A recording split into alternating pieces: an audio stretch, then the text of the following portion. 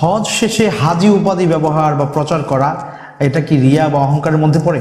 মহিলাদের পিরিয়ড চলাকালীন সময়ে হজের বিধানগুলো পালন করা যাবে? জি। ইনসুলিন ইনজেকশন বা ওষুধ গ্রহণ করা ইহরাম অবস্থায় কোনো সমস্যা সৃষ্টি করে কি? যে ইহরাম অবস্থায় নর্মালি স্বামী স্ত্রী একে অপরকে জড়িয়ে ধরতে পারবেন কিনা? তাওয়াফ অবস্থায় অজু ভেঙে গেলে কি করণীয়? মহিলারা মক্কায় পৌঁছে মাহরাম পুরুষ ছাড়া হোটেল থেকে একা একা কাবা চত্বরে গিয়ে সেখানে তাওয়াফ করতে পারবে কি? সাই শেষ করে হোটেলে ফিরে এহরাম খুলে পাঞ্জাবি পরে ফেলেছি, তারপরে মাথার চুল কেটেছি, এখন আমি কি কোথাও ভুল করেছি? আমার করণীয় কি? মসজিদে হারামে ঢুকে 2 রাকাত দুখুলুল মসজিদ আদায় করব নাকি তাওয়াফ করব? সুন্দর প্রশ্ন। লিফট বা এসকালেটর ব্যবহার করে সাই করা জায়েজ কি? অতিরিক্ত ভিড়ের কারণে দূর থেকে জামারাতে পাথর নিক্ষেপ করলে সই হবে কি? একসাথে 7টি পাথর নিক্ষেপ করলে কি হবে?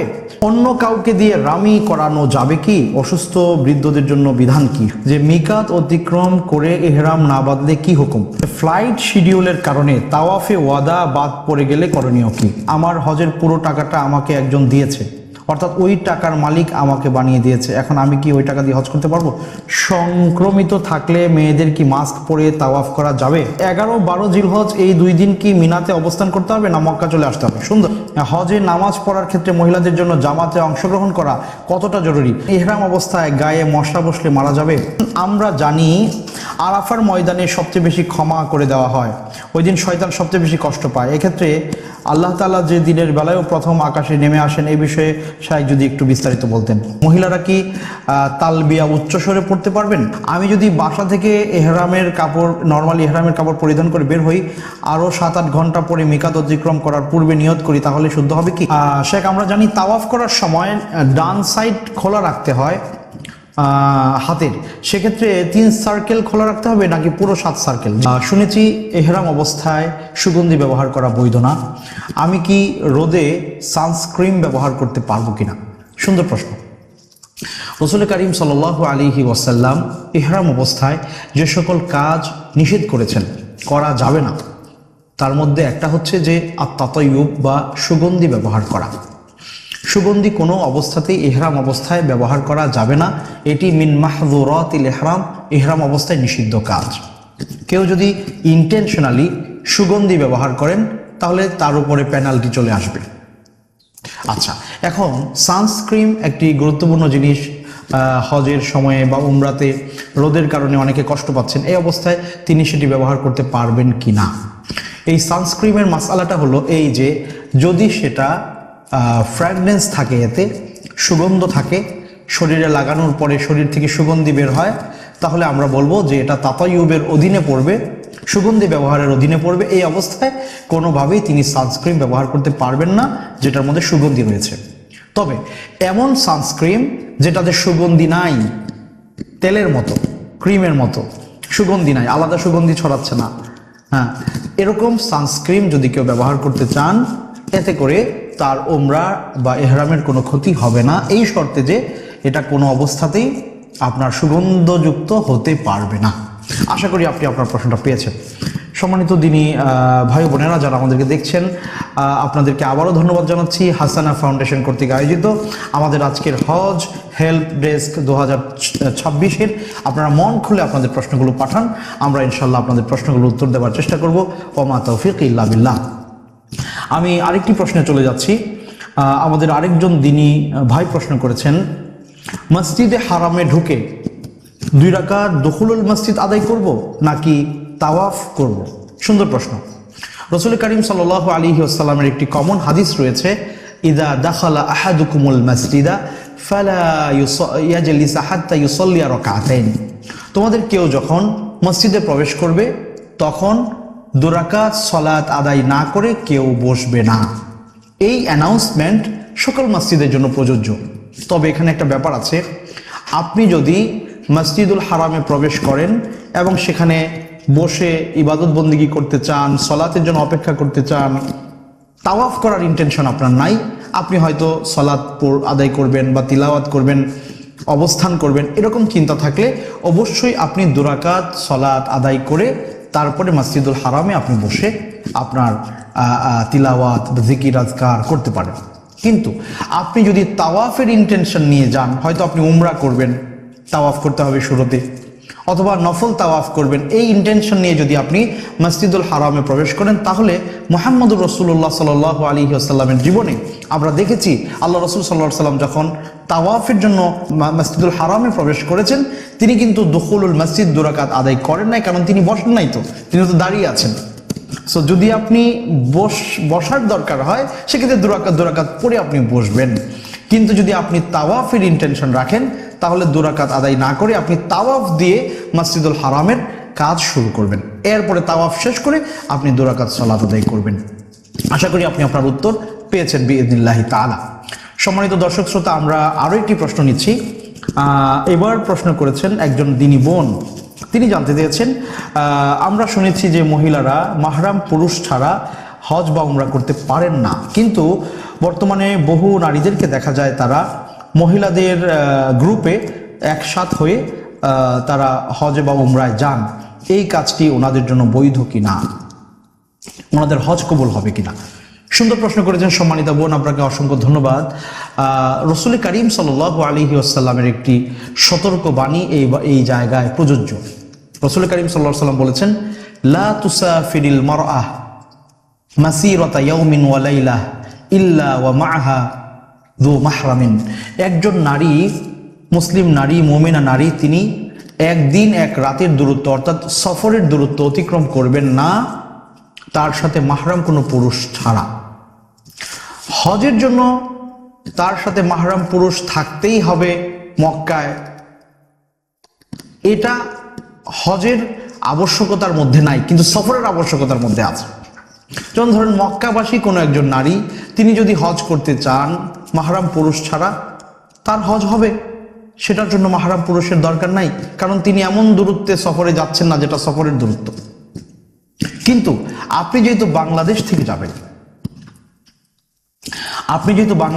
যাবেন, আপনি লম্বা দূরত্ব হাজার হাজার মাইল সফর করবেন। এই জন্য উলামায়ে কেরাম বলেন, একজন নারীর উপরে হজ ফরজ হতে হলে তার মাহরামের উপস্থিতি নিশ্চিত করতে হবে। যতক্ষণ পর্যন্ত মাহরামের উপস্থিতি নিশ্চিত না হবে, মাহরাম অ্যাভেলেবল না হবে, তার জন্য হজ করা ফরজ হবে না। সুতরাং আপনার উপরে হজ ফরজ না। তাহলে আপনি মাহরাম না পেলে আপনি হজে যাওয়ার জন্য আল্লাহ আপনাকে ধরবেন না। আর যদি উমরার ব্যাপার বলি, উমরা তো নফল কাজ।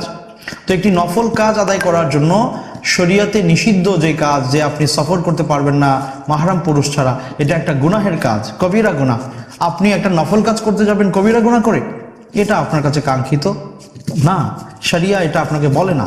সুতরাং আমরা বলবো, একজন নারী তিনি যতক্ষণ পর্যন্ত তার মাহরাম পুরুষ সঙ্গে না পাবেন, তার আগ পর্যন্ত তিনি বাইতুল্লাহ সফরে যাবেন না। যদি তিনি যান, গুনাহগার হবেন, কবিরা গুনাহ করলেন। এখন কথা হচ্ছে, চলে গেছে উনি অলরেডি মক্কায়, বা আগে উমরা করে ফেলেছে মাহরাম ছাড়া গিয়ে, আগে হজ করে ফেলেছে মাহরাম ছাড়া গিয়ে, তার হজ কি কবুল হয়েছে? তার উমরা কি কবুল হবে? আমরা বলবো হ্যাঁ, হজ বা উমরা কবুল হওয়ার জন্য মাহরাম থাকা না থাকার ব্যাপার আসে না। আল্লাহ হজ কবুল করবেন, আল্লাহ উমরা কবুল করবেন ইনশাআল্লাহ। কিন্তু এই যে উনি একটা ভায়োলেশন করলেন, যে সফর করলেন মাহরাম পুরুষ ছাড়া, এটা একটা ভায়োলেশন, ইসলামী শরীয়তে নিষিদ্ধ কাজ। এই জন্য তিনি গুনাহগার হবেন। আল্লাহর কাছে তাকে ক্ষমা চাইতে হবে, তাওবা করতে হবে, আল্লাহর কাছে মাফ চাইতে হবে। আশা করি ব্যাপারটা বোঝাতে পেরেছি। এখন ব্যাপার হচ্ছে, আমাদের অনেক মায়েরা বোনেরা আছেন, স্বাভাবিকভাবে ওনারা বাংলাদেশ থেকে আমেরিকায় চলে যাচ্ছেন মাহরাম পুরুষ ছাড়া, নানান জায়গায় মাহরাম পুরুষ ছাড়া চলাফেরা করছেন, কিন্তু হজের সময় এসে ওনারা বলছেন হজে কি মাহরাম লাগবে নাকি লাগবে না? আপনার তো সবসময় মাহরাম লাগবে, সফর করতে হলেই আপনার মাহরাম পুরুষ লাগবে। এটা আপনার নিরাপত্তার স্বার্থে ইসলামে বিধান জারি করেছে। সর্বাবস্থায় আপনি মাহরাম ছাড়া চলতে পারেন না, সফরের দূরত্ব অতিক্রম করতে পারেন না। যদি করেন আপনি গুনাহগার হবেন, হোক সেটা হজে, হোক সেটা হজের বাইরে। যদিও বর্তমান সময়ের মিনাল মুআসিরিন কোনো বিদ্বান এই কথা বলেন যে যদি ওনার সফর নিরাপদ হয়, নিরাপত্তা থাকে, তাহলে মহিলাদের জামাতের সাথে উনি যদি গিয়ে উমরা বা হজ করেন সেটাতে সমস্যা নাই। উলামাদের মধ্য থেকে কেউ কেউ এ ধরনের কথাও বলেন, কিন্তু আগলাবুল উলামা, অধিকাংশ উলামারা বলেন যে কোনো অবস্থাতে একজন নারী মাহরাম পুরুষ ছাড়া হজ বা উমরা সফরে যাবেন না, এবং আমরাও এই কথার উপরেই আমল করার চেষ্টা করি এবং অন্যদেরকে বলার চেষ্টা করি। সুতরাং আপনাদের কাছে আমাদের নিবেদন, আপনারা মাহরাম পুরুষ ছাড়া উমরা বা হজ সফরে যাবেন না। এয়ারপ্লেনের সফরে নানান সময় নানান রকমের দুর্ঘটনা ঘটতে পারে, অনেক রকমের অসুবিধা তৈরি হতে পারে। একজন নারীর নিরাপত্তার স্বার্থে তার সাথে মাহরাম পুরুষ যাওয়া জরুরি, শরিয়া এটাকে আবশ্যক করেছে, আপনিও আমিও আবশ্যক করব। আল্লাহ আমাদের তৌফিক দিন, আল্লাহুম্মা আমিন। সম্মানিত দিনী ভাই বোনেরা, আপনারা দেখছেন হাসানা ফাউন্ডেশন কর্তৃক আয়োজিত হাসানা হেল্প ডেস্ক 2026-এর লাইভ অনুষ্ঠান। আপনারা প্রশ্ন করুন, আমাদের কাছে প্রশ্ন পাঠান, আপনাদের প্রশ্নের উত্তর দেওয়ার জন্য আমরা থাকবো আজকে দীর্ঘ 1 ঘন্টা সময়। আরেকটি প্রশ্ন আমি নিচ্ছি। আমাদের একজন ভাই প্রশ্ন করেছেন যে সাই শেষ করে হোটেলে ফিরে এহরাম খুলে পাঞ্জাবি পরে ফেলেছি, তারপরে মাথার চুল কেটেছি, এখন আমি কি কোথাও ভুল করেছি? আমার করণীয় কি? হ্যাঁ, উনি হয়তো অলরেডি মক্কায় আছেন, মাশাআল্লাহ। জি সম্মানিত ভাই, এই জায়গায় একটা ছোট্ট ভুল হয়েছে। সম্মানিত হাজী সাহেব, আপনি এই জায়গায় একটু ছোট্ট ভুল করে ফেলেছেন। এটা আসলে আপনাকে আগে জিজ্ঞেস করা দরকার ছিল। কারণ আপনি যখন ওমরার তাওয়াফ করলেন, তারপরে সাই করলেন, তখনও কিন্তু আপনি হালাল হয়ে যান নাই, আপনার উমরার কাজ শেষ হয় নাই, আপনি স্টিল আপনি এখনো কি আছেন? মুহরিম আছেন, যতক্ষণ না পর্যন্ত আপনি আপনার মাথার চুল কেটে না ফেলবেন। সো আপনি যে ইহরামের কাপড়টা খুলে পাঞ্জাবি পরলেন, এটা তো মাখিত সেলাইযুক্ত কাপড়। সো রাসূল করিম সাল্লাল্লাহু আলাইহি ওয়াসাল্লাম বলেছেন যে লা তালবাসুল কুমুস, একজন মুহরিম তিনি কোনোভাবেই কি পরবে না, তিনি জামা পরতে পারবেন না। তাহলে আপনি জামা পরে ফেলেছেন, তাহলে আপনি ইহরাম অবস্থায় নিষিদ্ধ যে কাজগুলো তার একটা আপনি করে ফেলেছেন। এই অবস্থায় আপনার কি করণীয়? হয় আপনি রাসূল করিম সাল্লাল্লাহু আলাইহি ওয়াসাল্লাম ওই সাহাবীকে যে কথা বলেছিলেন সেটা আমি আপনাকে বলছি, হয় আপনি 3 দিন সিয়াম পালন করবেন, সেটা আপনি মক্কাতেও করতে পারেন, মক্কা থেকে এসেও করতে পারেন, আপনার জিম্মায় থাকবে 3 দিন সিয়াম, অথবা মিন সিয়ামিন আও সাদাকাতিন আও নুসুক। হয় আপনি 3 দিন সিয়াম পালন করবেন, এটা একটা অপশন। দ্বিতীয় হচ্ছে অথবা আপনি 6 জন মিসকিনকে এক বেলা পেট ভরে খাওয়াবেন। ফুড প্যাক পাওয়া যায় মক্কায়, আপনি দেখবেন সাবিল সাবিল বলতে থাকে। তো যে কোনো একটা দোকানে বলবেন যে আমি 6 জন মিসকিনকে এক বেলা খাবার খাওয়াতে চাই, হয়তো 15 রিয়াল লাগতে পারে প্রতি ওয়াজাবা বা কি বলে ফুড প্যাক, সেটা আপনি নিয়ে 6 জনকে দিয়ে দিতে পারেন। অথবা আপনি একটা বকরি জবে করতে পারেন মসজিদুল হারাম এরিয়াতে, আপনার যদি সামর্থ্য থাকে। এই 3টার কোনো একটা আপনি পালন করলেই আপনার দায়িত্ব আদায় হয়ে যাবে। আর আপনি তো মাশাআল্লাহ পাঞ্জাবি পরার পরেও চুল কেটেছেন, সো আপনার উমরা আদায় হয়ে গেছে আলহামদুলিল্লাহ। এই এতটুকু ভুলের কারণে আপনি এই 3টা কাজের যে কোনো একটা কাজ আপনার সাধ্যানুযায়ী আপনি করতে পারেন। আশা করি আপনি আপনার উত্তর পেয়েছেন।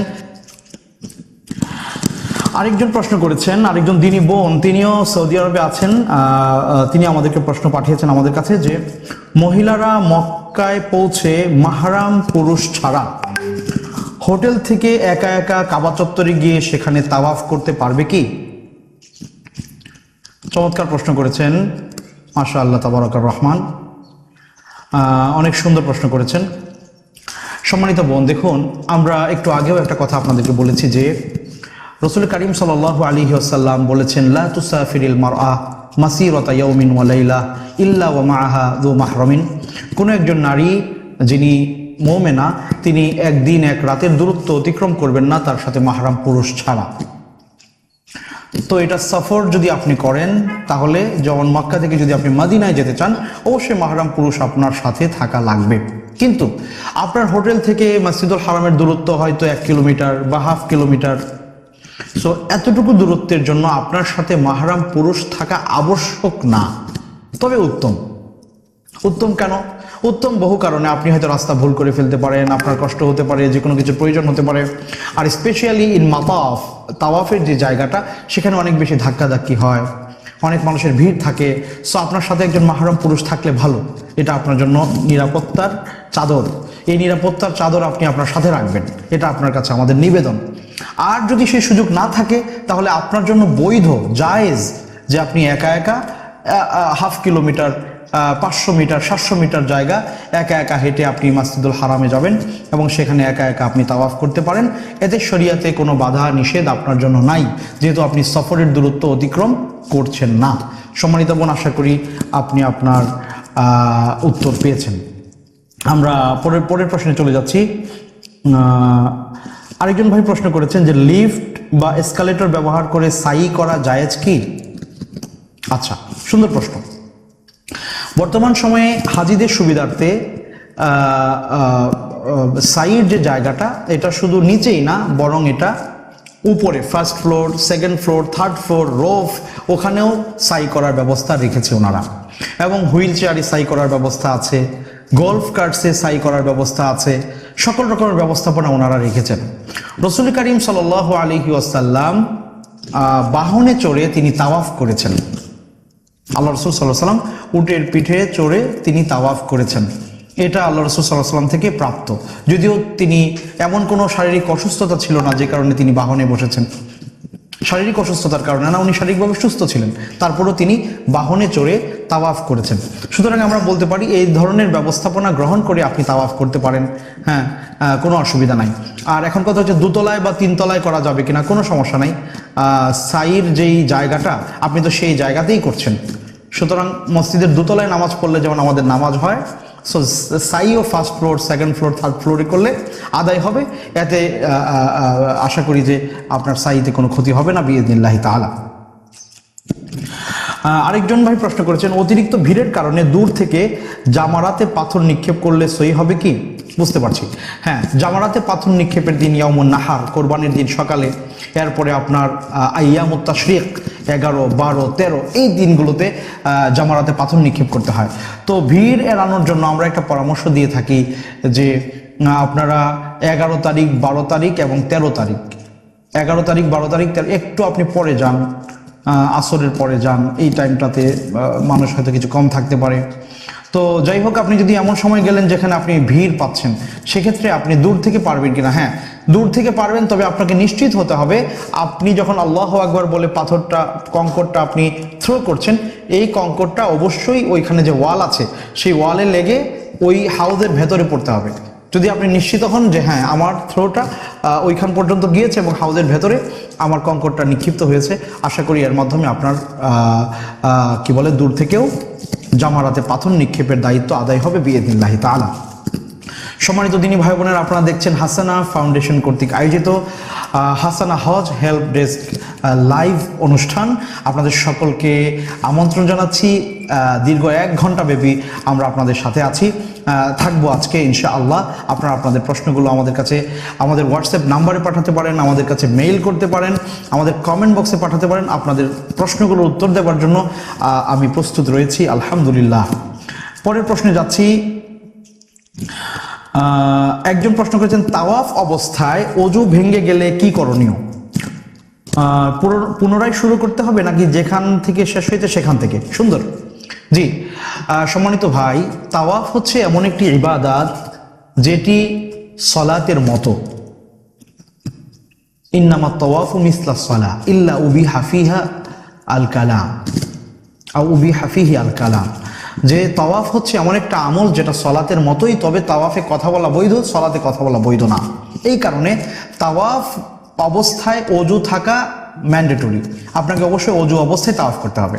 এখন কোশ্চেন হচ্ছে, আপনি 3 তাওয়াফ করার পরে বা 2 তাওয়াফের অর্ধেকে গিয়েছেন, তখন আপনার অজু ভেঙে গেছে, হ্যাঁ, কোনো কারণে, সেক্ষেত্রে আপনি অজু করে আবার ওখান থেকে রিস্টার্ট করতে পারেন, রিজিউম করতে পারেন। ওটা ম্যান্ডেটরি না আপনাকে আবার শুরু থেকে শুরু করতে হবে, বরং আপনি যে জায়গায় আটকে গেছেন, যেখানে গিয়ে তাওয়াফ থেমে গিয়েছে, ওইখান থেকে বের হয়ে আপনি অজু করে পুনরায় আবার ওই জায়গা থেকে তাওয়াফ রিস্টার্ট করতে পারেন। এতে করে আপনার তাওয়াফ পরিপূর্ণ হয়ে যাবে বিইজনিল্লাহি তাআলা। আশা করি বুঝতে পেরেছেন। এরপরের প্রশ্ন, একসাথে 7টি পাথর নিক্ষেপ করলে কি হবে নাকি প্রতিটি আলাদা আলাদা করে নিক্ষেপ করতে হবে? জামারাতে পাথর নিক্ষেপের যে ধরন বা প্রক্রিয়া, মুহাম্মদ রাসূলুল্লাহ সাল্লাল্লাহু আলাইহি ওয়াসাল্লাম একটি কমন কথা আমাদেরকে বলেছেন যে খুযু আন্নী মানাসিকাকুম, খুযু আন্নী মানাসিকাকুম, তোমরা আমাকে যেভাবে তাওয়াফ করতে দেখো, সাই করতে দেখো, হজের বিধিবিধানগুলো পালন করতে দেখো, তোমরা ওইভাবেই এই কাজগুলো করো। রাসূল করিম সাল্লাল্লাহু আলাইহি ওয়াসাল্লাম জামারাতে যখন পাথর নিক্ষেপ করেছেন, তখন তিনি একটা একটা করে পাথর থ্রো করেছেন এবং প্রত্যেকবার তিনি আল্লাহর নাম স্মরণ করেছেন, আল্লাহু আকবার, একটা পাথর থ্রো করেছেন, আরেকটা পাথরের কণা নিয়ে বলেছেন আল্লাহ আকবার, আবার থ্রো করেছেন, আরেকটা পাথরের কণা নিয়ে বলেছেন আল্লাহ আকবার, এভাবে থ্রো করেছেন। তিনি একসাথে 7টা পাথর কণা নিয়ে এভাবে থ্রো করেন নাই। যদি আপনি একসাথে 7টা পাথর কণা নিয়ে থ্রো করেন তাহলে আপনার একটা পাথর কণা সেখানে থ্রো করা ধর্তব্য হবে, আপনাকে 7 বার থ্রো করতে হবে। সুতরাং একসাথে আপনি যদি 7টি পাথর কণা থ্রো করেন সেক্ষেত্রে আপনার পাথর থ্রো করার কাজ সম্পন্ন হবে না। আশা করি বুঝতে পেরেছেন। এরপরে একজন প্রশ্ন করেছেন, অন্য কাউকে দিয়ে রামি করানো যাবে কি? অসুস্থ বৃদ্ধদের জন্য বিধান কি? সুন্দর প্রশ্ন করেছেন। জি, যদি কোনো ব্যক্তি, রামি মানে হচ্ছে আপনার কঙ্কর নিক্ষেপ করা, হজের সময় হাজী সাহেবদেরকে কঙ্কর নিক্ষেপ করতে হয়। এই কঙ্কর নিক্ষেপের কাজটা যদি কোনো একজন ব্যক্তি নিজে করতে না পারেন, অক্ষম হন, শারীরিকভাবে অক্ষম হন, প্রতিবন্ধকতা থাকে, তাহলে তিনি এমন কাউকে দায়িত্ব দিতে পারেন যিনি তার পক্ষ থেকে অন বিহাফ অফ হিম তিনি চাইলে কি করতে পারেন, পাথর কঙ্কর নিক্ষেপ করে দিতে পারেন। সেক্ষেত্রে যিনি পাথর নিক্ষেপ করতে যাবেন কারো পক্ষ থেকে, তিনি আগে নিজের পাথর নিক্ষেপ করা শেষ করবেন, তারপরে ওই ব্যক্তির কথা বলবেন যে আমি তার পক্ষ থেকে কঙ্কর নিক্ষেপ করছি, এবং অসুস্থ ব্যক্তির পক্ষ থেকে এভাবে পাথর নিক্ষেপ করা বৈধ হবে ইনশাআল্লাহ। এরপরে একজন জিজ্ঞেস করেছেন, ইনসুলিন ইনজেকশন বা ওষুধ গ্রহণ করা ইহরাম অবস্থায় কোনো সমস্যা সৃষ্টি করে কি? সুন্দর প্রশ্ন। যে অনেকেরই নানান রকমের অসুস্থতা থাকে, ইনসুলিন নিতে হয়, এই ক্ষেত্রে ইহরামের কোনো ক্ষতি হবে কিনা? না সম্মানিত দিনী ভাই, আপনি প্রশ্ন করেছেন, অনেক ধন্যবাদ। ইনসুলিন নিলে পরে ইহরামের কোনো ক্ষতি হবে না। কেন হবে না? কারণ ইহরামে ক্ষতি হওয়ার মতো যে কাজগুলো রাসূল কারীম সাল্লাল্লাহু আলাইহি ওয়াসাল্লাম এগুলো নিষেধ করে গেছেন, এর বাইরে বাকি সকল কাজ বৈধ। মাহদুরাতুল ইহরাম, যেগুলো ইহরাম অবস্থায় নিষিদ্ধ কাজ, এগুলো নির্ধারিত। এই নির্ধারিত কাজের বাইরে হাজারো কাজ রয়েছে যেগুলো করলে পরে কোনো সমস্যা নাই। কেনাকাটা করা যাবে, তারপরে কি বলে আপনার খাওয়া দাওয়া করা যাবে, মেডিসিন গ্রহণ করা যাবে, তারপরে ইনজেকশন গ্রহণ করা যাবে। এতে করে ওমরার বা ইহরামের কোনো ক্ষতি হবে না। কেন হবে না? ওয়াল আসলু ফিল মুআমালাতি আল ইবাহা, ইসলামী শরিয়ার মূলনীতি হচ্ছে এই ক্ষেত্রে যে চলাফেরা, খাওয়া দাওয়া, উঠা বসা, এই সকল ক্ষেত্রে ইসলামের মূলনীতি হচ্ছে আপনি সবই করতে পারবেন, যেগুলো নিষেধ করা আছে এগুলো করতে পারবেন না। তো উমরার যে সার্টেন টাইম অফ ইহরাম, ওই অবস্থায় নিষেধ করা আছে যে আপনি মাথা ঢাকতে পারবেন না, নিষেধ করা আছে আপনি এমন জুতা পরতে পারবেন না যেটা আপনার টাকনু ঢেকে ফেলে, নিষেধ করা আছে আপনি সেলাইযুক্ত কাপড় পরতে পারবেন না। হ্যাঁ, এই যে নিষেধাজ্ঞাগুলো আছে এগুলো আপনি করতে পারবেন না, এর বাইরে সবই করতে পারবেন। হাঁটা চলা, খাওয়া দাওয়া, ওষুধ গ্রহণ, এগুলোতে কোনো অসুবিধা নাই ইনশাআল্লাহ। আশা করি বুঝতে পেরেছেন। এরপরে এখন আরেকটা প্রশ্ন নিচ্ছি, হুইল চেয়ারে বসে তাওয়াফ ও সাই করলে হজ সহি হবে কি? সুন্দর। এই প্রশ্নের উত্তর আমরা একটু আগেও একটু দিয়েছিলাম যে রাসূল কারীম সাল্লাল্লাহু আলাইহি ওয়াসাল্লাম বাহনে চড়ে তিনি তাওয়াফ করেছেন, যদিও তার কোনো অসুস্থতার সমস্যা ছিল না, হয়তো ভিড় এড়াতে বা অন্য কোনো কারণে। সুতরাং কোনো ব্যক্তি যদি হুইল চেয়ারে, গল্ফ কার্টসে চড়ে তিনি যদি তাওয়াফ করেন বা সাই করেন, তাহলে তার তাওয়াফ বা সাইতে কোনো অসুবিধা নাই, যেহেতু মুহাম্মদ রাসূলুল্লাহ সাল্লাল্লাহু আলাইহি ওয়াসাল্লাম তিনি বাহনে চড়েও তাওয়াফ করেছেন। এটা রাসূল সাল্লাল্লাহু আলাইহি ওয়াসাল্লাম থেকে আমরা পাই। অনেকে আমাদের সাথে লাইভে যুক্ত হচ্ছেন। হাফেজ আহমদ হাসান সাইনবোর্ড থেকে, প্রিয় মাতৃভূমি বাংলাদেশ, তিনি আলহামদুলিল্লাহ লিখেছেন, ধন্যবাদ আপনাকে। আমাদের আবু বকর সরকার ভাই কুমিল্লা থেকে, তিনি মাশাআল্লাহ লিখেছেন। আমাদের রুহুল ভাই, তিনি মাশাআল্লাহ লিখেছেন, আপনাকে অনেক ধন্যবাদ, আপনারা আমাদের সাথে যুক্ত হয়েছেন। নওরিন মিম, তিনি প্রশ্ন করেছেন আমাদের কমেন্ট বক্সে, তার প্রশ্ন আমি দেখতে পাচ্ছি যে মিকাত অতিক্রম করে ইহরাম না বাঁধলে কি হুকুম? পরে ইহরাম করলে কি দম দিতে হবে? সুন্দর। নওরিন ম্যাম, আপনাকে অসংখ্য ধন্যবাদ, জীবন ঘনিষ্ঠ একটি প্রশ্ন আপনি করেছেন। ধরেন কোনো একজন হাজি বাংলাদেশ থেকে রওনা করেছেন, তিনি জিদ্দা হয়ে মক্কায় যাবেন। এখন তিনি কি করলেন? তিনি আপনার ইহরামের কাপড় সাথে রাখেন নাই এবং মিকাত ক্রস করার সময় নিয়ত করেন নাই, না করে তিনি জিদ্দায় পৌঁছে গেলেন এবং মক্কায় পৌঁছে গেলেন। তাহলে তিনি কি কাজটা করলেন? আল্লাহ রাসূল সাল্লাল্লাহু আলাইহি ওয়াসাল্লাম যেটা বলেছেন, হুন্না লাহুন্না ওয়ালিমান আতা আলাইহিন্না লিমান আরাদাল হজ্জ ওয়াল উমরা, এই মিকাতগুলো নির্ধারণ করে আল্লাহ রাসূল সাল্লাল্লাহু আলাইহি ওয়াসাল্লাম বলেছিলেন যে এগুলো হজ বা উমরায় আসা ব্যক্তিদের জন্য নির্ধারিত জায়গা। এই জায়গা থেকে অবশ্যই তাদেরকে ইহরাম বেঁধে নিয়ত করে মক্কায় আসতে হবে, এটা হজের বিধান এবং এটা ওয়াজিব। সুতরাং ওই যে ভদ্রলোক যিনি কি করলেন, ইহরাম না বেঁধে মক্কায় চলে গেলেন, তাহলে তিনি একটা ওয়াজিব তরক করলেন। তাহলে এক্ষেত্রে করণীয় কি? এক্ষেত্রে করণীয় দুইটা। এক্ষেত্রে কয়টা করণীয়? দুইটা। একটা হচ্ছে, হয় তিনি যে কোনো মিকাতে যেতে পারেন, মক্কায় চলে যাওয়ার পরে উনি চাইলে আবার মদিনায় যেতে পারেন, মদিনায় মিকাত রয়েছে, অথবা তায়েফ অঞ্চলে যেতে পারেন যেখানে মিকাত রয়েছে, সাইল কাবির, হ্যাঁ, কর্নুল মানাজিল, যে কোনো একটা মিকাত পয়েন্টে উনি যাবেন, গিয়ে সেখান থেকে নিয়ত করে আবার মক্কায় আসবেন। এসে যদি তিনি উমরা করেন তাহলে আশা করি তিনি তার ওয়াজিব আবার ফিরিয়ে নিয়ে আসে উমরা করলেন, এতে কোনো সমস্যা নাই। আর এটা যদি উনি না করেন, তিনি মিকাত অতিক্রম করে মক্কায় পৌঁছে গেছেন এবং সেখানে গিয়ে উনি কি করেছেন? উনি তাওয়াফ করে সাই করে উমরা শেষ করে ফেলেছেন হোটেল থেকে ইহরাম বেঁধে, তখন আলাইহি দাম, তাকে অবশ্যই দম আদায় করতে হবে। দম কি? হারাম অঞ্চলে একটা বকরি জবাই করে সেখানকার মিসকিনদের মধ্যে বিলি বন্টন করে দিতে হবে। সেটা আপনি যে কোনো সময় করতে পারেন, এই সফরেও করতে পারেন, ভবিষ্যতেও করতে পারেন, কিন্তু আপনার জিম্মায় থাকবে। কিন্তু এটা আপনি আপনার দেশে করলে কিন্তু হবে না। আপনি যদি মনে করেন যে আমি আমার দেশে একটা বকরি জবাই করে মিসকিনদের খাওয়াই দেই, না, হবে না। এটা করতে হবে কোথায়? মসজিদুল হারাম এলাকায়, মসজিদুল হারামের যে সীমানা আছে এই সীমানার ভেতরে। সুতরাং এটা আপনার উপরে ওয়াজিব হবে দম, যদি আপনি এহরাম মিকাত থেকে না করে উমরা করে ফেলেন। সম্মানিত বোন, আপনাকে ধন্যবাদ। নওরিন মিম, আপনি সুন্দর প্রশ্ন করেছেন এবং আমি আশা করছি আপনি আপনার উত্তর পেয়েছেন। এরপরে প্রশ্ন আছে, আমরা আরেকটা প্রশ্ন নিচ্ছি। হজ শেষে হাজি উপাধি ব্যবহার বা প্রচার করা, এটা কি রিয়া বা অহংকারের মধ্যে পড়ে? সুন্দর প্রশ্ন করেছেন সম্মানিত ভাই। দেখুন, আল্লাহ সুবহানাহু ওয়া তাআলা হজের যে বিধানটা আমাদের জন্য আবশ্যক করেছেন, এই আয়াতের শুরু দিয়ে আল্লাহ কি বলেছেন? ওয়ালিল্লাহি আলান নাসি হজ্জুল বাইতি মান ইসতাতা ইলাইহি সাবিলা। আর আল্লাহর জন্য মানুষের উপরে আবশ্যক যার সামর্থ্য আছে হজ করা। তাহলে দেখেন, শুরুটাই আল্লাহ বলেছে যে আল্লাহর জন্য এই হজটা হতে হবে একমাত্র আল্লাহকে খুশি করার জন্য। মানুষ আপনাকে হাজি বলবে, মানুষ আপনাকে আলহাজ বলবে, নামের সাথে আলহাজ লাগানো যাবে, হাজি সাহেবের বাড়ি লেখা যাবে হাজি সাহেবের বাড়ি, হাজি বাড়ি, এমন আছে, আমরা দেখেছি। এই যে হাজি লেখা বা আলহাজ লেখা, বা মানুষ আমাকে আলহাজ বলুক, ভেতর থেকে এই কামনাটা করা, এরকম চিন্তা করে কেউ যদি হজে যায়, তাহলে আমরা বলবো ওমান কানাত হিজরতুহু ইলা দুনিয়া ইউসিবুহা আও ইমরাআতিন ইয়ানকিহুহা ফাহিজরতুহু ইলা মা হাজারা ইলাইহি।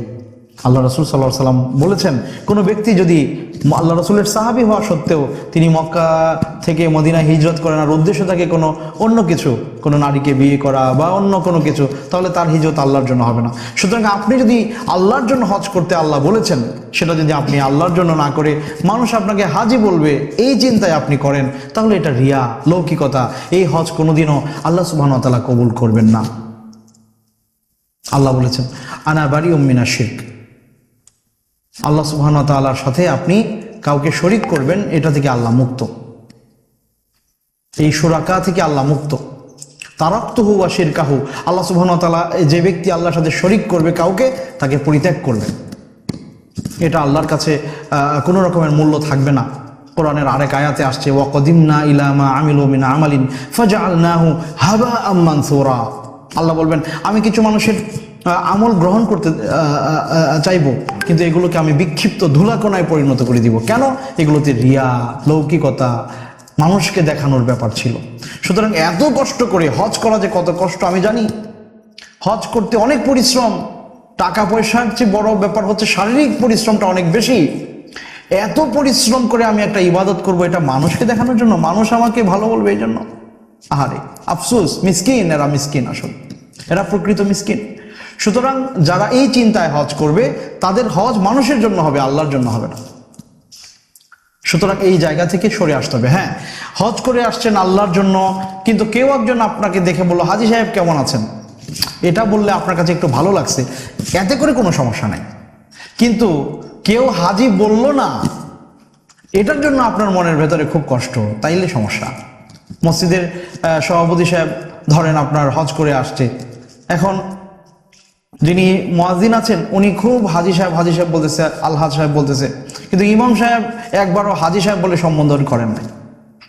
এখন উনি মুয়াজ্জিন সাহেবরে দাওয়াত করে খাওয়াইতেছে, কিন্তু ইমাম সাহেবের চাকরি কিভাবে নিয়ে যাওয়া যায় ওই চেষ্টা উনি করতেছে।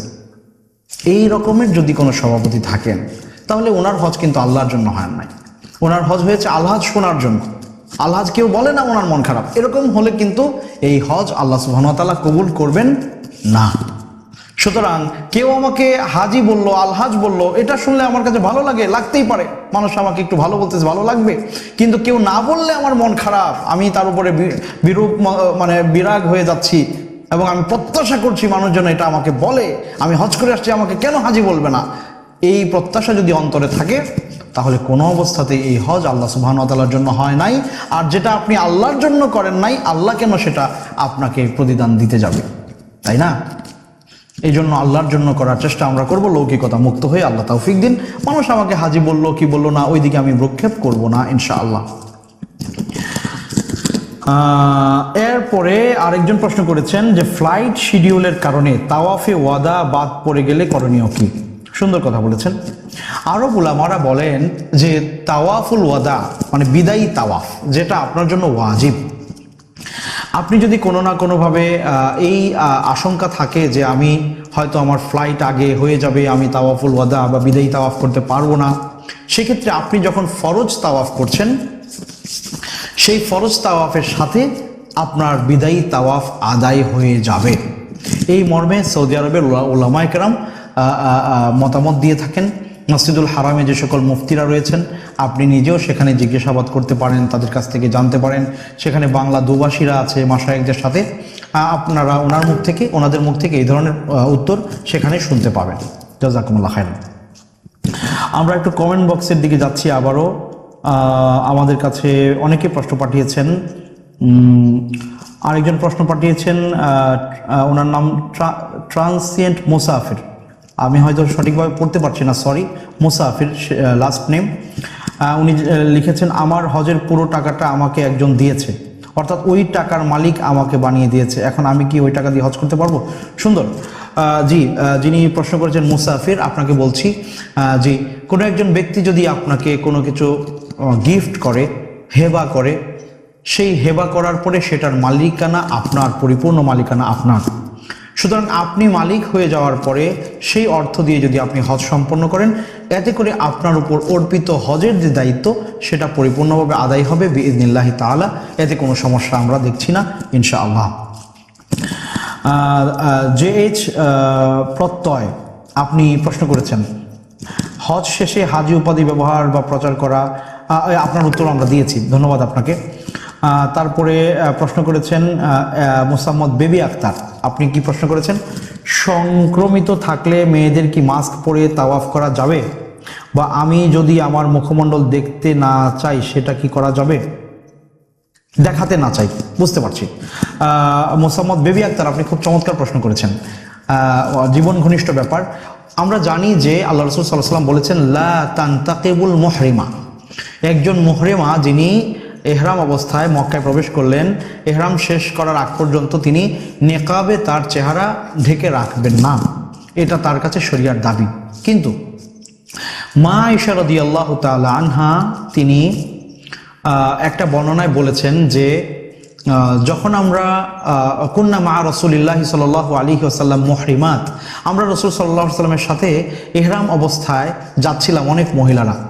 তো যখন আমাদের পাশ দিয়ে রিজাল বা রুকবান আরোহণকারী পুরুষেরা অতিক্রম করত, ইদা মার রবিনা আর রিজাল আর রুকবান সাদালাত ইহদানা জিলবা বাহা, তখন কি করতো, সাদালাত ইহদানা বিজিলবা বিহা, তখন আমাদের কেউ আমরা কি করতাম, আমাদের মাথার উপরে যেই কাপড় রয়েছে, আমাদের জিলবাবের যে কাপড়, সেটা আমরা টেনে সামনের দিকে এভাবে পর্দা করতাম, এভাবে টেনে সামনে নিয়ে আসতাম। এতে করে তারা আমাদেরকে দেখতে পেত না। কিন্তু তারা যখন চলে যেত কাশাফ না, তখন আমরা এটা আবার উঠিয়ে আগের অবস্থায় ফিরিয়ে যেতাম। এখান থেকে বোঝা যায় যে পুরুষদের উপস্থিতিতে নারীরা চেহারায় পর্দা করবেন। এখন কথা হচ্ছে যে মাস্ক পরা যাবে কিনা। আমরা বলবো যে না, মাস্ক পরা যাবে না, মাস্ক কাইন্ড অফ নেকাব বলা যায়, মাস্ক পরা যাবে না। তবে আপনি মাথার উপর থেকে আপনার খিমার বা ওড়নাটা টেনে নিচের দিকে ধরে আপনি তাওয়াফের মাঠে পুরুষদের উপস্থিতি, সেখানে আপনি চেহারা না দেখিয়ে আপনি কি করবেন, আপনি তাওয়াফ করতে পারবেন। সম্মানিত বোন, আশা করি আপনাকে বোঝাতে পেরেছি। এখন কথা হচ্ছে, কাউকে যদি মাস্ক পরতে হয় অসুস্থতার কারণে, সেক্ষেত্রে করণীয় কি? সেক্ষেত্রে করণীয় হচ্ছে, রাসূল সাল্লাল্লাহু আলাইহি ওয়াসাল্লাম যেহেতু বলেছেন যে লা তানতাকিবুল মুহরিমা, একজন মুহরিমা নেকাব পরবে না। সো মাস্কটা অনেকটা নেকাবের মতোই। যদি অসুস্থতার কারণে, এই যে আপনি বলেছেন যে সংক্রমণ হওয়ার আশঙ্কা আছে, এই অবস্থায় আপনি যদি বাধ্য হয়ে নেকাব পরিধান করেন, এই ধরনের মাস্ক পরিধান করেন যেটা নেকাব এর মতোই, সেক্ষেত্রে আপনি এমন একটা কাজ করলেন যেটা ইহরাম অবস্থায় নিষিদ্ধ, অর্থাৎ চেহারায় কি দেওয়া, নেকাবের মতো কিছু দেওয়া। এটা করার কারণে আপনি অবশ্যই ফিদিয়া আদায় করতে হবে। আপনাকে ফিদিয়া আদায় করতে হবে। হয় আপনি 3 দিন সিয়াম পালন করবেন, অথবা 6 জন মিসকিনকে একবেলা খাবার খাওয়াবেন, অথবা একটা বকরি জবে করে মসজিদুল হারাম এলাকায় মিসকিনদের মধ্যে বন্টন করে দিবেন। সম্মানিত বোন বেবি আক্তার, আশা করি আপনি আপনার উত্তর পেয়েছেন। এই 3টার যে কোনো একটা আপনি করলে আপনার দায়িত্ব আদায় হয়ে যাবে ইনশাআল্লাহ। এরপরে প্রশ্ন করেছেন মুসাফির, আপনি আরেকটি গুরুত্বপূর্ণ প্রশ্ন করেছেন, সেটা হচ্ছে যে 11-12 জিলহজ এই 2 দিন কি মিনাতে অবস্থান করতে হবে না মক্কা চলে আসতে হবে? সুন্দর। আল মাবিতু বিমিনা ফি আইয়ামিত তাশরিক, অর্থাৎ ঈদের পরে 11 এবং 12 এই 2 দিন, আইয়াম তাশরিকের 3 দিনের 2 দিন, এই দিনগুলোর রাত যে রয়েছে, অর্থাৎ 10 তারিখ দিবাগত রাত, 11 তারিখ দিবাগত রাত, এই রাতগুলোতে 11 রাত 12 রাত, এই 2টা রাত, অর্থাৎ 10 তারিখ দিবাগত রাত, 11 রাত, আর 11 তারিখ দিবাগত রাত 12 রাত, এই 2 রাত মিনাতে অবস্থান করাকে জমহুরুল উলামা ওয়াজিব বলেন। হানাফি ফিকহে এটিকে সুন্নাহ বলা হয়েছে। তো আমাদের দেশে যেহেতু মানুষজন হানাফি ফিকহ অবলম্বন করেন, এই কারণে ওনারা সাধারণত মক্কায় চলে আসেন। কিন্তু আমি মনে করি, যেহেতু জমহুরুল উলামা, অধিকাংশ ওলামারা, ইমাম শাফিঈ, ইমাম আহমদ, ইমাম মালিক, ওনারা সবাই বলেছেন যেটা ওয়াজিব।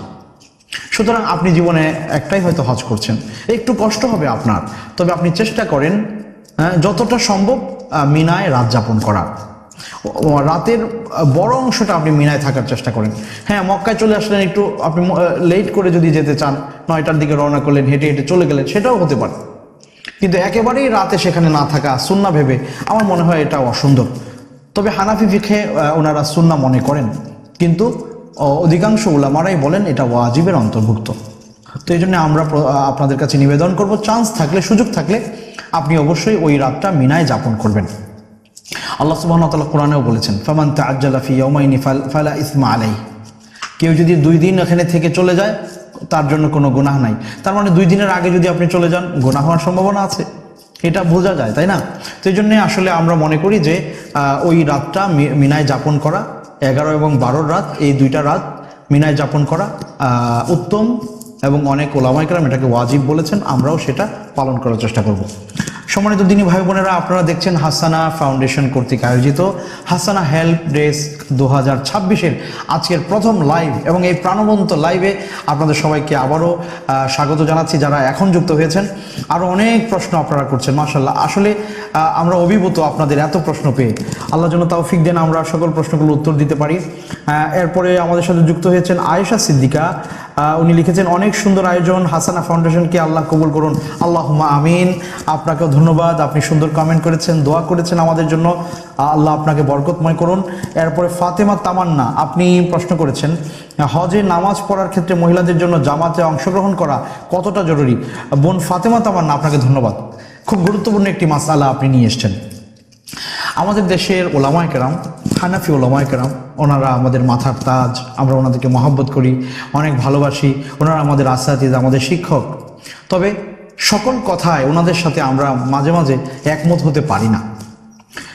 আমাদের বাংলাদেশে মসজিদে যেতে আমাদের মা বোনদেরকে শক্তভাবে নিষেধ করা হয় ফিতনা হওয়ার ভয়ে, অথচ আমাদের মার্কেটগুলোতে কিন্তু আমাদের মা বোনেরা কেনাকাটা করতে যাচ্ছে।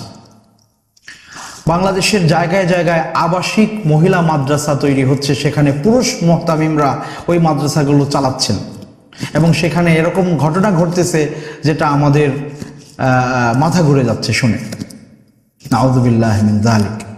এই ধরনের অপ্রীতিকর ঘটনাগুলো দেশে ঘটছে। কেউ কি কখনো বলে যে ফিতনার কারণে এরকম আবাসিক প্রতিষ্ঠান করা যাবে না? বলে তো না। কিন্তু মসজিদে মেয়েরা যেতে পারবে না, ফিতনা। ইভেন এই কথাটা মক্কায় মসজিদুল হারামে যাওয়ার ক্ষেত্রেও ওনারা ব্যবহার করছেন কেউ কেউ। অথচ আল্লাহ রাসূল সাল্লাল্লাহু আলাইহি ওয়াসাল্লাম কি বলেছেন? লা তামনাউ ইমা আল্লাহি মাসাজিদ আল্লাহ। আল্লাহর ঘরে যদি আল্লাহর কোনো বান্দি আসতে চায়, নামাজ পড়তে চায়, তাকে তোমরা বারণ করো না। মসজিদুল হারামে যাওয়ার জন্য পূর্ণ নিরাপত্তা ওনার রয়েছে, কেউ ওনার দিকে চোখ উঠে তাকাবে না, কেউ ওনার কোনো ক্ষতি করবে না। সুতরাং আল্লাহ রাসূল সাল্লাল্লাহু আলাইহি ওয়াসাল্লামের ওই যে বিখ্যাত হাদিস, সলাতুন ফিল মসজিদিল হারামি আফদলু মিন মিআতি আলফি সলাহ, একজন ব্যক্তি যদি মসজিদুল হারামে 1 রাকাত নামাজ পড়ে, 1 লক্ষ রাকাত আপনি বাংলাদেশে বসে পড়লেন, আর ওখানে 1 রাকাত, ওইটা উত্তম। 1 লক্ষ রাকাতের যে বেশি সওয়াব হবে। তাহলে কেন আপনি হোটেলে নামাজ পড়বেন সম্মানিত বোন? কেন পড়বেন বলেন? আপনার রান্না বান্না করার কাজ নাই, আপনার সংসারের কোনো কাজ নাই, আপনি একা বসে আছেন। এবং বসে বসে কি করে জানেন মহিলারা? হোটেল লবিতে বসে, রুমে 4-5 জন বসে, ওই কোন মহিলা কি করেছে, দেশে কি ঘটেছে, এই আলাপ আলোচনা করতে করতে গিবা পর্যন্ত হয়ে যাচ্ছে। সুতরাং আমরা এক্সট্রিমলি নিবেদন করি, আমাদের যে সকল মা বোনেরা মক্কায় অবস্থান করছেন, আমাদেরকে শুনতে পাচ্ছেন, আল্লাহ রাসূল সাল্লাল্লাহু আলাইহি ওয়াসাল্লাম আপনাদেরকে অনুমতি দিয়েছে, আপনারা চাইলে আল্লাহর ঘর মসজিদে গিয়ে সালাত আদায় করতে পারেন। সুতরাং আমরা আপনাদেরকে আদেশ করছি না আপনাকে মসজিদে যেতেই হবে পুরুষদের মতো।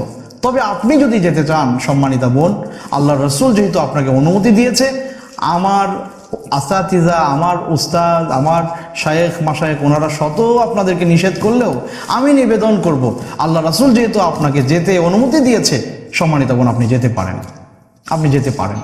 আপনি হোটেলে নামাজ না পড়ে আপনি মসজিদুল হারামে 1 রাকাতে 1 লক্ষ রাকাতের সওয়াব আপনি কেন হাসিল করবেন না? আপনি তো গিয়েছেনই এটা হাসিল করার জন্য, তাই না? সুতরাং নিবেদন, আপনি যাবেন ইনশাআল্লাহ, এবং আপনার পূর্ণ নিরাপত্তা নিশ্চিত করা হচ্ছে। আল্লাহ বরকত দান করুন, বুঝ দান করুন আমাদের সবাইকে। অনেক ধন্যবাদ আপনাকে, অনেক চমৎকার প্রশ্ন আপনি করেছেন। এরপরের প্রশ্নে যাচ্ছি। মাশাআল্লাহ, অনেক প্রশ্ন আছে আমাদের কাছে। এরপরে সাজিদ আহমদ ভাই সুন্দর প্রশ্ন করেছেন। সাজিদ ভাই, আল্লাহ আমাদেরকে কবুল করুন। আপনার নামটা অনেক সুন্দর সাজিদ, আপনি বেশি বেশি সিজদা করবেন, হ্যাঁ, মানে সালাত আদায় করবেন, আর নামের সাথে কামের অমিল হবে। আপনি প্রশ্ন করেছেন ইহরাম অবস্থায় গায়ে মশা বসলে মারা যাবে? সুন্দর, জি। আল্লাহ রাসূল সাল্লাল্লাহু আলাইহি সাল্লাম সাইদুল বার মানে হচ্ছে শিকার করা, পশু শিকার করা, পাখি শিকার করা, ইহরাম অবস্থায় এগুলো করতে নিষেধ করেছেন মক্কার ভেতরে, এবং ইহরাম অবস্থায় নিষেধ।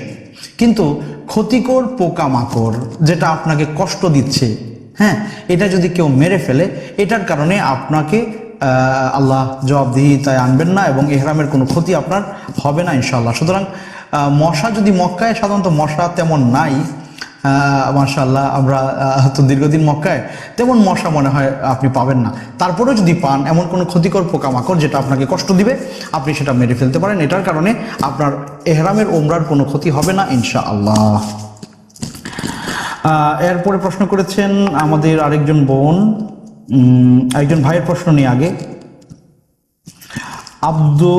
আবরার খালেদ ভাই, সুন্দর নাম আপনার, আবরার খালেদ ভাই, আপনি প্রশ্ন করেছেন মহিলাদের পিরিয়ড চলাকালীন সময়ে হজের বিধানগুলো পালন করা যাবে? জি। রাসূল করিম সাল্লাল্লাহু আলাইহি ওয়াসাল্লামের স্ত্রী উম্মুল মুমিনিন আয়েশা রাদিয়াল্লাহু তাআলা আনহা, তিনি যখন হজের সফরে মিকাত থেকে ইহরাম বেঁধে মক্কায় আসার জন্য রওনা করলেন, মক্কায় আসার আগেই তিনি তার মান্থলি যে পিরিয়ড সেটা চলে আসলো, তিনি কান্না করছেন। রাসূল সাল্লাল্লাহু আলাইহি ওয়াসাল্লাম তার কাছে আসলেন, সে বললেন, মা ইউবকিকি ইয়া Ayesha, Ayesha why you are crying, তুমি কেন কাঁদতেছো, কি সমস্যা তোমার? ও, তোমার মান্থলি যে পিরিয়ড সেটা হয়ে গেছে? তখন উনি বললেন, না আমি ইয়া রাসূলুল্লাহ, হ্যাঁ তাই তো ঘটেছে। আল্লাহ রাসূল সাল্লাল্লাহু আলাইহি ওয়াসাল্লাম বললেন, না, কান্নাকাটি করার দরকার নাই, মন খারাপ করো না। ইফআলি মা ইফআলিল হাজ, একজন হাজী সাহেব যা যা করে তুমি সব করতে পারবা। তুমি নিয়ত করে আসছো তুমি হাজী সাহেবা, এবং মক্কায় পৌঁছে তুমি সব করতে পারবা একজন হাজী যা করে। তবে ইল্লা আল্লাহ তাতুফি বিল বাইত, তবে তুমি তাওয়াফটা করতে পারবা না। এই কারণে মা আয়েশা রাদিয়াল্লাহু তাআলা আনহা এসে প্রথমে উমরা করতে পারেন নাই, তিনি মিনায় গিয়েছেন, মিনার কাজ সম্পন্ন করেছেন, আরাফাতে গিয়েছেন, আরাফার কাজ সম্পন্ন করেছেন, মুজদালিফার কাজ সম্পন্ন করেছেন। এরপরে আবার মিনায় এসে মিনার যে কাজগুলো, কঙ্কর মারা, রাত যাপন করা, মিনাতে সব কিছু তিনি করেছেন।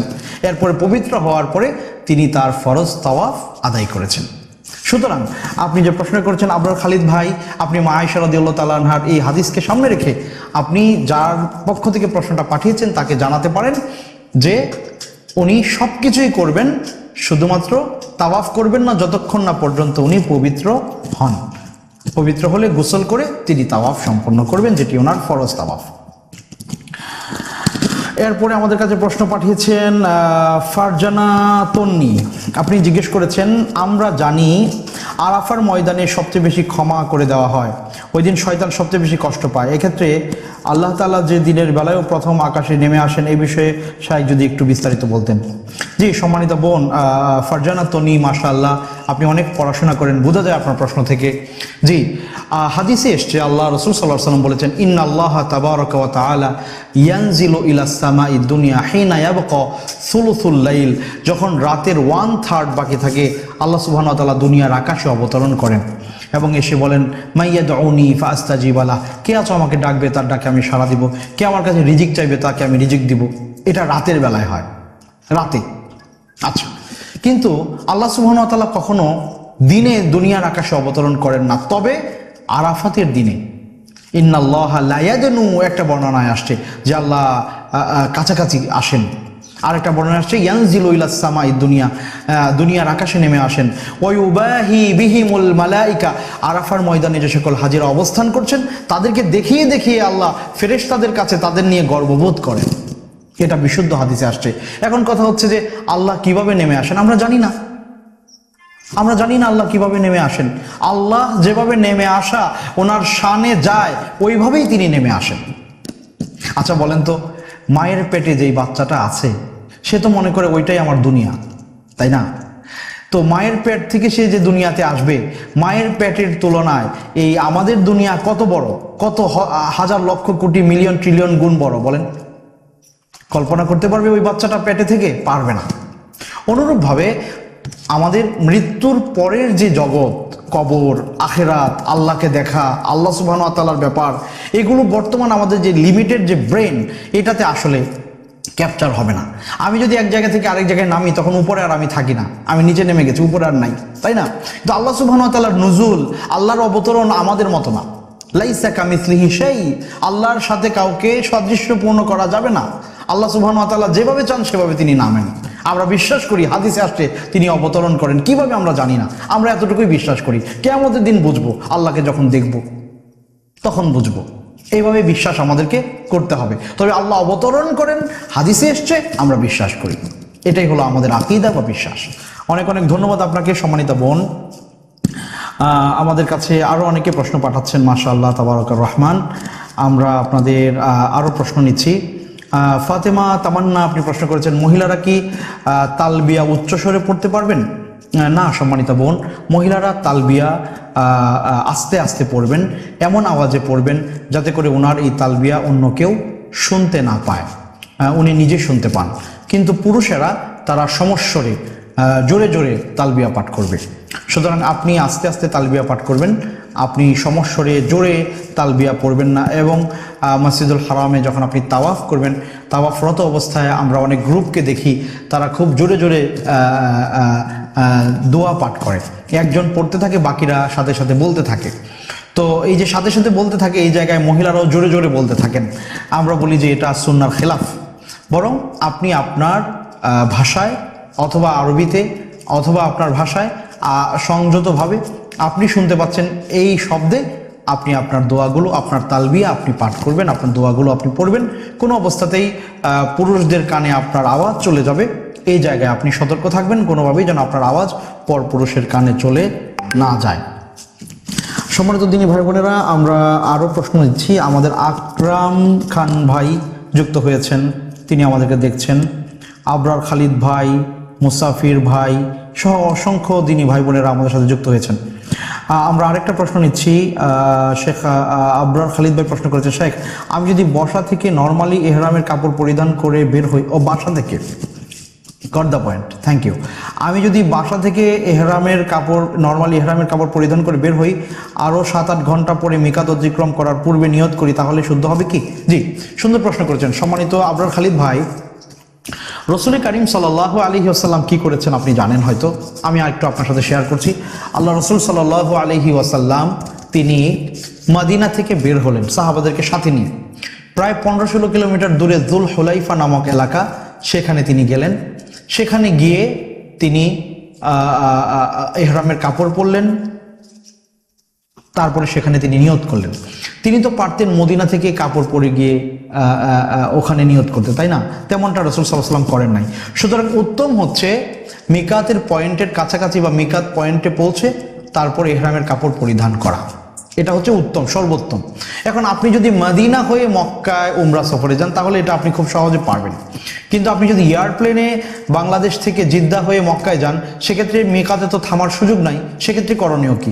সেক্ষেত্রে হয় আপনি ইহরামের কাপড়টা আপনি হ্যান্ড লাগেজে রাখবেন, সাথে রাখবেন, যখন অ্যানাউন্স হবে তখন আপনি ইহরামের কাপড়টা পরে নিয়ে আপনি নিয়ত করতে পারেন, এটা একটা পদ্ধতি। অথবা আপনি বাসা থেকেই ইহরামের কাপড় পরিধান করে আপনি এয়ারপ্লেনে উঠে নিয়ত করে ফেলতে পারেন। এমন আমল সাহাবাদের জীবনে ছিল। আব্দুল্লাহ ইবনে ওমর রাদিয়াল্লাহু তাআলা আনহু তিনি ইলিয়া থেকে নিয়ত করে মক্কায় আসছেন। ইলিয়া হচ্ছে বাইতুল মুকাদ্দাস। তো বাইতুল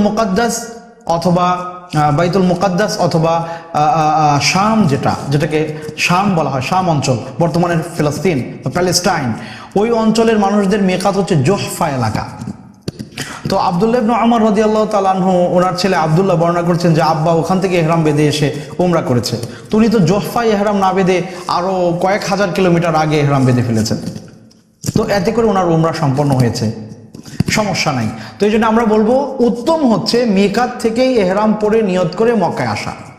সেটা সুযোগ যদি না থাকে বা অসুবিধা হওয়ার চান্স থাকে তাহলে আপনি বাসা থেকেই ইহরামের কাপড় পরে নেবেন, এয়ারপ্লেনে উঠে আপনি নিয়ত করে নেবেন, অথবা মিকাত কাছাকাছি সময় নিয়ত করে নেবেন। সুতরাং এই ড্রেস আপনি বাসা থেকে গোসল করে পবিত্র হয়ে পরে নেওয়াতে কোনো ধরনের সমস্যা নাই ইনশাআল্লাহ তাআলা। আব্দুল্লাহ ইবনে ওমর রাদিয়াল্লাহু তাআলা আনহুর উদাহরণ আপনাদের সামনে আমরা তুলে ধরেছি। আচ্ছা, এরপরে আরেকটি প্রশ্ন, শেখ, আমরা জানি তাওয়াফ করার সময় ডান সাইড খোলা রাখতে হয় হাতের, সেক্ষেত্রে 3 সার্কেল খোলা রাখতে হবে নাকি পুরো 7 সার্কেল? জি, এই ব্যাপারে ওলামাদের মধ্যে একটু মত পার্থক্য আছে।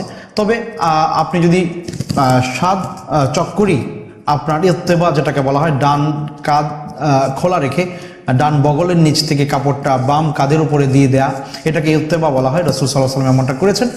তো মক্কায় পৌঁছে আপনি যে তাওয়াফ করবেন সেই তাওয়াফে আপনি ইত্তেবা করবেন, এটি সুন্নাহ। আপনি চাইলে 7 চক্করেই এই ইত্তেবা পূর্ণ করতে পারেন, এতে কোনো সমস্যা নাই। কোনো বিদ্বান বলেছেন 3 চক্করে ইত্তেবা হবে। জি, আরেকটি প্রশ্ন করেছেন আমাদের বোন যে ইহরাম অবস্থায় নরমালি স্বামী স্ত্রী একে অপরকে জড়িয়ে ধরতে পারবেন কিনা? জি, দেখুন, ইহরাম অবস্থায় নারী এবং পুরুষের একত্রিত হওয়া থেকে দূরে থাকা উত্তম এবং জরুরি।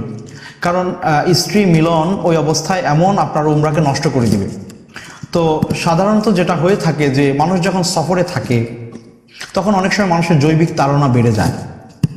এটা কেন জানি আল্লাহ সুবহানাহু ওয়া তাআলার সৃষ্টির মধ্যে এই ব্যাপারটা খুব কাজ করে, এটা ন্যাচারাল একটা প্রক্রিয়া বা প্রসেস। তো এই জন্যে ফালা রফাসা ওয়ালা ফুসুক ওয়ালা জিদালা ফিল হজ, হজে যে কাজগুলো নিষিদ্ধ এর শুরুটাই বলা হয়েছে যে স্ত্রী মিলন করা যাবে না, তাহলে হজ নষ্ট হয়ে যাবে, উমরা নষ্ট হয়ে যাবে। তো এই জন্যে প্রিভেনশন ইজ বেটার দেন কিউর। আমরা একটা কথা বলি যে প্রতিকারের চেয়ে প্রতিরোধ ভালো।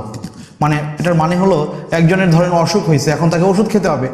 তো ওষুধ খাওয়া থেকে আপনি রোগ হবে না ওই পদ্ধতিটাই গ্রহণ করেন, তাহলে ওষুধ খাওয়ার দরকার কি? সো এই জন্যে এমনও হতে পারে এই কাজটা আপনাকে ওই স্ত্রী মিলনের দিকেও নিয়ে যেতে পারে। হ্যাঁ, শয়তান এখানে আপনাকে কবজা করে ফেলতে পারে, আপনার সাহাবা বা প্রবৃত্তি আপনাকে ওইদিকে ধাবিত করতে পারে। এই জন্য এটা না করাই ভালো। তবে স্বাভাবিকভাবে যৌন আবেদন ছাড়া এমনিতেই যদি কোনো ব্যক্তি তার স্ত্রীকে জড়িয়ে ধরে তাহলে পরে তার ইহরামের ক্ষতি হবে না বিইذনিল্লাহি তাআলা।